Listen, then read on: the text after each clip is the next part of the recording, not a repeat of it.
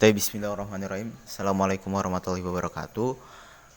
Nama saya Muhammad Reza Madafi, NIM 2221102. Saya dari PBAC, Fakultas Tarbiyah dan Ilmu Keguruan UIN Kiai Abdurrahman Wahid, Pekalongan. Oke, di sini pada malam ini saya ingin membahas sedikit tentang ilmu hadis, lebih tepatnya di makul hadis tarbawi, yaitu hadis-hadis tentang tarbiyah. Yaitu kita masuk aja langsung aja ke hadis pertama.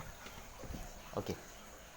Di sini ada hadis yang dimana kita sebagai orang muslim itu diwajibkan untuk menuntut ilmu. Karena apa? Karena menuntut ilmu adalah fardhu atau kewajiban. Kita langsung menuju ke hadisnya aja. Oke, hadisnya An Anas bin Malik radhiyallahu anhu. Qala Rasulullah sallallahu alaihi wasallam, talabul ilmi faridatun ala kulli muslim. Wa wadi'u ilmi inda ghairi ahlihi kamiqladi khanazir al-jawahir wal lu'lu' wal dhahab. Ahrajahu Ibnu Majah, yang artinya An Anas bin Malik radhiyallahu anhu, dari Anas bin Malik radhiyallahu anhu, qala Rasulullah sallallahu alaihi wasallam, berkata bahwasanya Rasulullah sallallahu alaihi wasallam bersabda, "Talabul ilmi faridatun ala kulli muslim," bahwasanya menuntut ilmu itu wajib atas setiap muslim. Wa wadiul ilmi inda ghairi ahli, dan barang siapa melaksanakan ilmu akan tapi bukan kepada ahlinya, kamik adil khanazir al jawahir wal lu'lu', seperti meletakkan mutiara dan emas, seperti mengalungkan emas dan mutiara, seperti seorang yang mengalungkan mutiara intan dan emas ke leher babi. Yang dimana hadis ini diriwayatkan oleh Ibnu Majah. Oke. Dalam hadis ini sendiri kita harus tahu, kita harus menyadari bahwasanya talabul ilmi. Kita di sini membahas tentang talabul ilmi. Oke. Talabul ilmi apa? Menuntut ilmu. Menuntut ilmu itu apa? Fardhu. Jadi di fardhu ini di atasnya wajibnya, di mana kalau misalnya wajib tersebut itu wajib, akan tapi kok misal fardhu itu di atasnya wajib, berarti seorang muslim harus menuntut ilmu seperti itu. Fardhatun ala kulli muslim, berarti di sini sudah diketahui bahwasanya seorang muslim itu orang yang masuk Islam itu wajib untuk menuntut ilmu seperti itu. Karena apa? Kita tahu sendiri bahwasanya di sini menuntut ilmu itu banyak sekali manfaatnya, banyak sekali hikmahnya, seperti kala Imam Syafi'i bahwasanya barang siapa yang tidak tahan atas pahitnya menuntut ilmu, maka dia akan harus menahan perihnya kebodohan sepanjang hidupnya. Itu makalah Imam Syafi'i. Maka dari itu kita sebagai umat muslim penting sekali untuk menuntut ilmu. Lebih-lebih lagi kita sebagai penerus bangsa ini. Karena apa? Tanpa ilmu semua akan kacau seperti itu. Dan dengan ilmu sendiri kita mendapatkan faedah di situ. Yang dimana dengan ilmu kita akan diangkat derajat kita. Kita lihat aja contohnya, bahwasanya orang-orang yang memiliki ilmu dia lebih tinggi derajatnya daripada orang yang tidak memiliki ilmu. Itu sudah terjadi di masyarakat kita. Kita lihat aja di masyarakat sekeliling kita bahwasanya kita bedakan orang yang punya ilmu dan orang yang tidak punya ilmu. Di situ ada perbedaannya sangat jelas. Kemudian di sini bahwasanya hukum menuntut ilmu itu fardhu, bukan sekedar wajib, akan tapi fardhu, lebih dari wajib seperti itu. Nah, kita lanjut ke hadis selanjutnya. Wa wadiul ilmi inda ghairi ahli kamiqladil khanazir al jawahir wal lu'lu wad dhahab. Barang siapa yang mengatakan ilmu akan tapi bukan kepada ahlinya, maka ia seperti orang yang mengalungkan intan dan mutiara kepada leher babi. Maksudnya gini, ilmu itu harus dari ahlinya. Barang siapa yang berbicara tentang ilmu akan tetapi dia bukan ahlinya, maka ini akan memunculkan kefasadan atau kerusakan. Maka dari itu untuk menjadi ahli maka dia harus berilmu terlebih dahulu. Karena apa? Banyak sekali yang di sana orang berbicara, orang ini dan itu, mereka mengajarkan tapi dalamnya kosong, nggak memiliki ilmu. Ini muskilah bagi umat. Ini nggak boleh seperti itu. Karena apa? Dia akan dol dan mudol. Dia akan sesat dan menyesatkan seperti itu. Nah, yang gini yang nggak boleh seperti itu. Karena apa? Kita sebagai muallim atau orang talabul ilmi, orang yang sedang menuntut ilmu, itu harus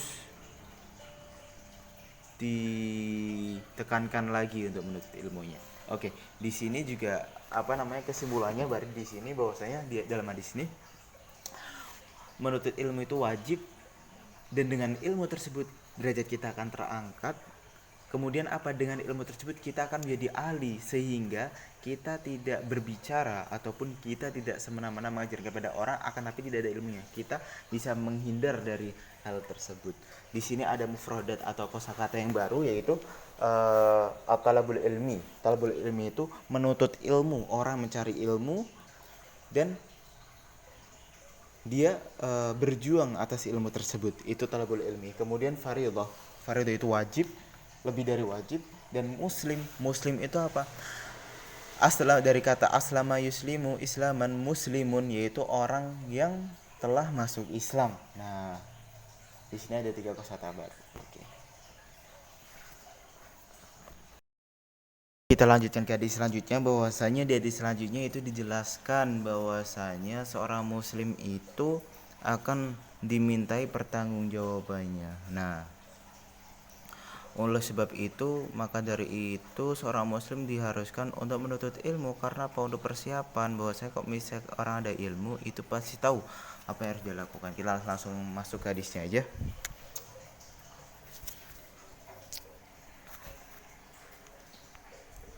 An Ibnu Umar radhiyallahu anhuma an-nabi sallallahu alaihi wasallam qala ala kullukum ra'in wa kullukum mas'ulun an ra'iyatihi fal amir alladhi 'ala an-nasi ra'in wa mas'ulun an ra'iyatihi wa rajulu ra'in 'ala ahli baitihi wa mas'ulun anhu wal mar'atu ra'iyya 'ala baitihi ba'liha wa walidiha wa mas'ulun anhum wal 'abdu ra'in 'ala al-mali sayyidi wa mas'ulun anhu ala fa kullukum ra'in wa kullukum mas'ulun an ra'iyatihi. Artinya, dari Ibnu Umar radhiyallahu anhu, sesungguhnya Rasulullah sallallahu alaihi wasallam bersabda, setiap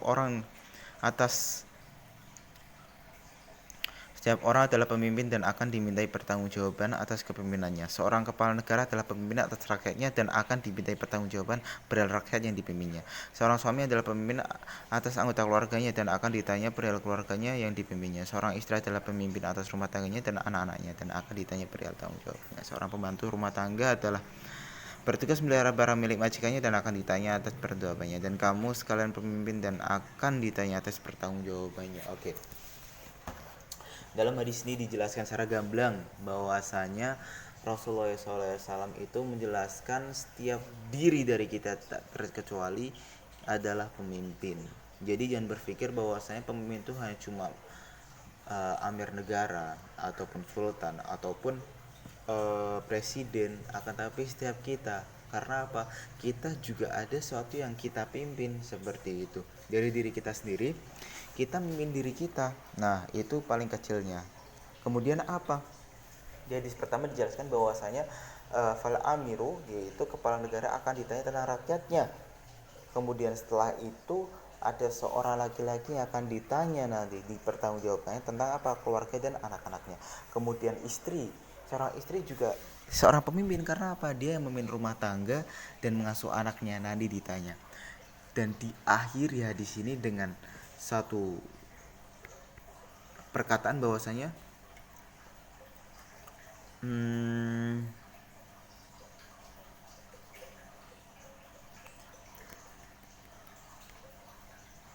afala kullukum ra'in wa kullukum mas'ulun an ra'iyati, dan sungguh kamu sekalian ini semuanya ini adalah pemimpin dan akan dimintai pertanggungjawabannya di nanti hari kiamat nanti. Nah, di sini juga disebutkan dari kalangan teratas, yaitu para amir dan yang lainnya, itu juga akan dimintai pertanggungjawabannya, dan sampai abdun ataupun budak itu juga akan ditanyai pertanggungjawabannya. Artinya gini, kita sudah tahu bahwasanya kita semua adalah pemimpin. Nah, dari kepemimpinan tersebut kita harus menyiapkan dari kita untuk apa? Untuk kepemimpinan tersebut. Nah, maka dari itu perlulah ilmu. Karena apa? Dengan ilmu akan membimbing ini yang jalan yang benar, ini yang jalan yang salah. Jadi kita tahu ilmu ini ibarat nur atau cahaya yang dimana menunjukkan kita ke arah jalan yang benar, seperti itu. Maka dari itu wajib banget bagi kita untuk menuntut ilmu. Karena apa? Kita tahu bahwasanya kita adalah pemimpin, kita akan membawa seperti itu. Sebelum kita di akhirat nanti, kita persiapan terlebih dahulu di dunia. Nah, belajar dan yang lain-lainnya.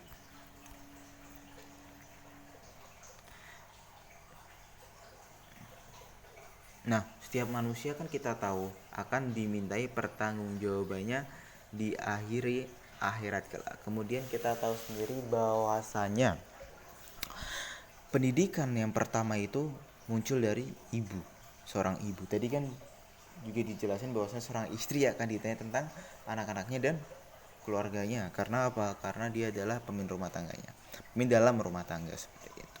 Ini adalah tarbiyah pertama atau pendidikan pertama kita itu, yaitu ibu. Oke. Kemudian selanjutnya, pendidikan Islam adalah tuntutan, tanggung jawab, kebutuhan mutlak umat manusia. Karena dengan pendidikan Islam seorang itu akan menjadi pemimpin yang terarah. Seperti yang saya bilang tadi, bahwasanya dengan pendidikan Islam itu akan menjadikan pemimpin menjadi terarah, tahu jalannya, dia itu harus gimana itu tahu. Karena apa? Karena dia telah berilmu terlebih dahulu, dia punya ilmunya, dia punya skill, seperti itu.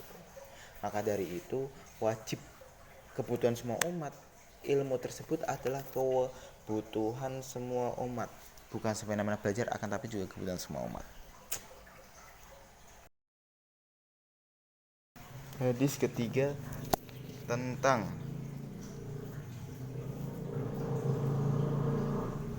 tujuan pendidikan Islam. Tujuan pendidikan Islam.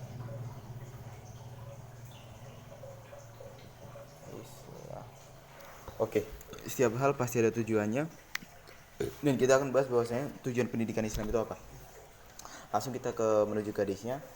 Anas radhiyallahu anhu qala kana aktsaru du'a an-nabi sallallahu alaihi wasallam Allahumma atina fid dunya hasanatan wa fil akhirati hasanatan wa qina adzabannar, muttafaqun alaih. Seperti itu. Oke, dari hadis yang diriwayatkan oleh Anas radhiyallahu anhu qala berkata bahwasanya Rasulullah sallallahu alaihi wasallam bahwasanya doa yang paling banyak diucapkan oleh Rasulullah SAW yaitu Allahumma atina fid dunya hasanah, ya Allah berikanlah kami kebaikan di dunia, wa fil akhirati hasanatan, dan juga di akhirat itu kebaikan, wa qina adzabannar, dan jauhkanlah kami dari azab neraka. Itu adalah doa yang paling banyak dipanjatkan oleh Rasulullah SAW. Di sini kita kulik, di sini kita perhatikan, di sini kita dalami bahwasanya di sini ada kandungan tarbiyah atau kandungan pendidikan, yaitu apa? Allahumma atina fi dunya hasanatan, ya Allah berikanlah aku yaitu di dunia ini kebaikan, wa fil akhirati hasanatan, dan di akhirat kebaikan.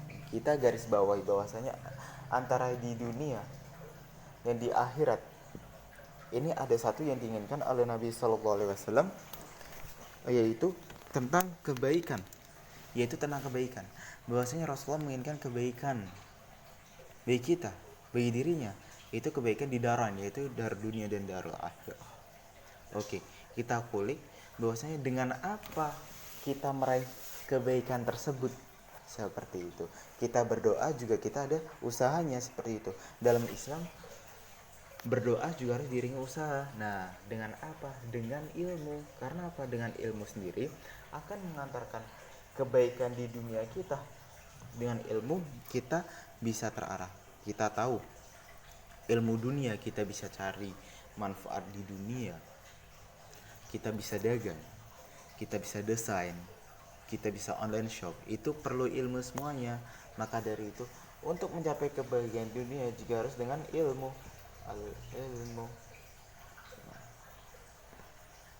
Dengan ilmu ini akan mendapatkan hasanatan, akan mendapatkan kebaikan. Kemudian wafil akhirati hasanatan, dan di akhirat juga ingin kebaikan. Dengan apa? Dengan ilmu juga. Karena apa? Dengan ilmu ilmu agama kita bisa tahu ibadah, kita bisa tahu ibadah yang benar, kita bisa tahu hal-hal yang diinginkan oleh Allah, kita bisa tahu Al-Quran dan As-Sunnah itu dengan ilmu juga. Nah, begitu penting juga, harus penting sekali ini ilmu akhirat ini kita pelajari seperti itu. Maka dari itu antara ilmu dunia dan ilmu akhirat harus kita cari semuanya. Karena apa? Itu yang akan mengantarkan kita ke kebahagiaan darain atau di dua negeri tersebut.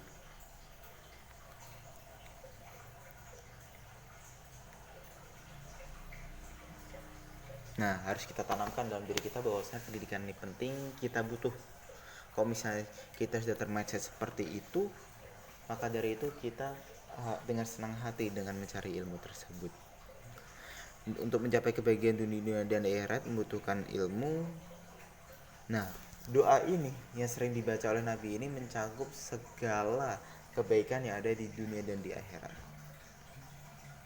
Nah, dan juga diakhiri dengan waqina adzabannar, dan jauhkanlah kita dari azab neraka. Karena apa? Kita disuruh oleh Nabi SAW untuk berlindung dari api neraka. Sejauh mungkin kita lari dari neraka, itu harus kita lakukan. Karena apa? Tidak akan tahan manusia di sana seperti itu. Maka dari itu kita harus setiap hari, setiap saat berlindung kepada Allah dari siksa api neraka ini.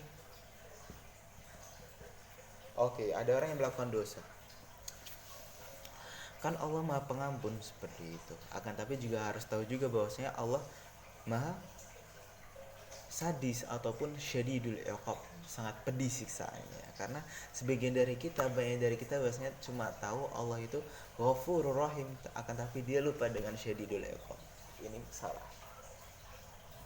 Kalau misalnya kita kembali ke ilmu akhirat, kita juga tahu bahwasanya man arada dunya fa'alai bi ilmi wa man arada al-akhirata fa'alai bi ilmi. Barang siapa yang menginginkan dunia maka dia harus dengan ilmu. Barang siapa yang menginginkan akhirat maka dia dengan ilmu. Di hadis akhirat sendiri bahwasanya man salaka tariqan yaltamisu bi ilman sahalallahu bi tariqan ila jannah. Barang siapa yang menuntut suatu jalan, menembus suatu jalan yang di dalamnya ada ilmu, yaltamisu Salallahu bi tariqan ila jannah, maka Allah akan mempermudah jalannya menuju surga kelak, seperti itu. Oke. Di sini ada mufradat jadid ataupun kosakata baru, yaitu hasanah. Hasanah itu kebaikan. Kebaikan di daran tadi yang sudah saya terangkan. Kemudian ada benar, ini harus kita jauhi, itu azab neraka. Akhirat itu negeri akhirat. Setelah kita meninggal nanti kita akan menuju ke alam antara dunia dan di akhirat, yaitu namanya alam barzah. Habis ke alam barzah, ketika sangkakala di hari kiamat, maka itu kita dipindahkan ke negeri akhirat asal kita mulai. Oke, kesimpulannya bahwasanya pendidikan ini penting sekali bagi kita, terutama kita manusia, seorang muslim, yang dimana kita menginginkan kebahagiaan di dunia dan di akhirat. Kemudian kita juga selaku pemimpin akan dimintai pertanggungjawabannya. Ketika kita mau dimintai pertanggungjawabannya, kita harus tahu ilmunya terlebih dahulu, maka kita harus belajar terlebih dahulu. Kemudian pentingnya pendidikan Islam tadi sudah dijelaskan di awal tadi, adalah kewajiban agama, karena Rasulullah SAW bilang sendiri bahwasanya talabul ilmi faridatun ala kulli muslim, bahwasanya menuntut ilmu itu adalah kewajiban bagi seorang muslim. Mungkin sekian dari saya, kurang lebihnya mohon maaf. Wabillahi taufiq wal hidayah. Assalamualaikum warahmatullahi wabarakatuh.